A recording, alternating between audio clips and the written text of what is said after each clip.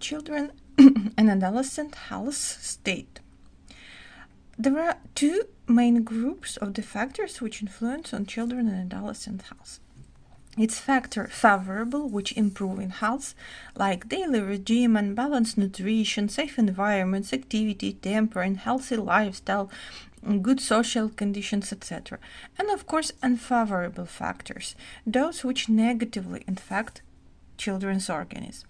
Disturbance in their regimen and education process, nutrition disbalance, decreased or over-increased motor activity, presence of the bad habits. Also, unfavorable factors we could divide by factors from environment and factors from the educational process, because studying education is the big part of the child's life. If we're talking about environmental factors, it's of course environmental pollution in form of smoke, greenhouse effects, air pollution, water pollution, etc. Educational process. In education, we have bad factors which we already studied with you. It's insufficient illumination, causing problems with the eyes, myopia, for example. Microclimate, different variations like cold microclimate causing decrease of immunity and low resistance for acute diseases, or over hot microclimate causing different disabilities with vessel functions. Ventilation problems, insufficient ventilation causing suffocation, headache, spreading of infectional diseases. Wrong furniture. If we choose the wrong furniture for child position, it's bad effect on the posture, on back, forming scoliosis. Wrong position if the teacher not controlling how the child sitting also could cause scoliosis. All these factors forming child health. When we determining a child health group, health level, we have certain criteria. First criteria, presence or absence of chronic diseases. It's easy to determine or we have or not, and which stage of chronic disease do we have. Functional state or main systems of the organism. If we have the failure functioning of some organs and systems, peculiarities of their functioning. It's not still disease, but it's some pathological process. Level of resistance to different unfavorable factors, acute diseases, and amount of the acute diseases. For example, if more than 4 of the same acute disease a year, it's called frequency yield. Current level of nervous and psychological development, harmonicity of development, correspondence of the level of development to a real age of the child. And based on this criteria, we have the 5 health group. First, it's completely health or relatively health children without any deviations in development and health. Second health group could be deviation in development, some retardation of development, or any other variations. And of course, if we have frequently ill, so a lot of the acute diseases for this child.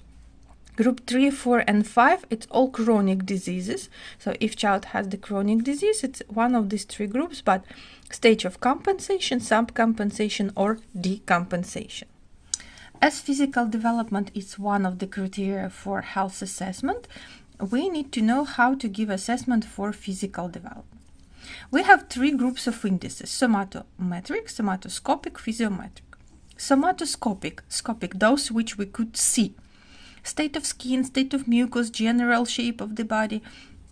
Somatometric, those could be measured. Somatometric, they are the main one. It's body weight, body length, and chest circumference. Also, we could measure the head circumference. It's important index for small children.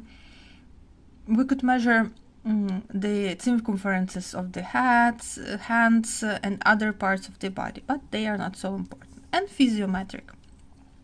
Muscles force of the left, right hand, vital lung capacity, forced breathing capacity, etc. Functioning of the organism. Physiometric is those which show in functioning of the organism. For assessment, we have 4 methods: sigmoid deviation, regression scale, centile, and complex. Centile you study at pediatrics. It's their method, and we will not talk about the centile. We will talk about these 3: sigmoid deviation, regression scale, and complex.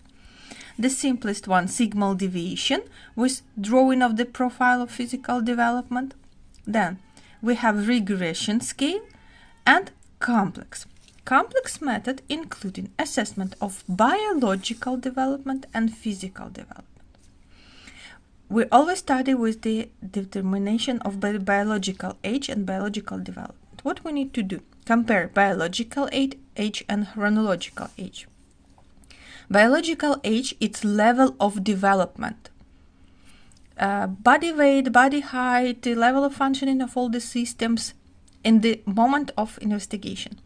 Chronological age, it's by the document, by the passport, for example, number of full years from birth to the moment of studying. Now, when we study, what is the age? If child, for example, have 6 years, 2 months, so we calculate as 6 years. To give assessment of biological age, we have the indices. Annual body length velocity, amount of the permanent tics, sexual maturation, ossification sites. For school children, we're using these 3 first because ossification sites very important for children of first year or 3 years of life. For older children, we need these 3 criteria as main. If we're talking about the physical development, in complex method, physical development could be assessed by sigmoid deviation and by regression scale. Of course, regression scale is better, and always better to use regression scale. But for your situational task, how to understand, very easy, because you have in your additional materials regression scales only for 11 years old children. So if child 11 years old, regression scale. For all others, sigmoid deviation. And how to give assessment for physical development by all these methods you could find in other videos.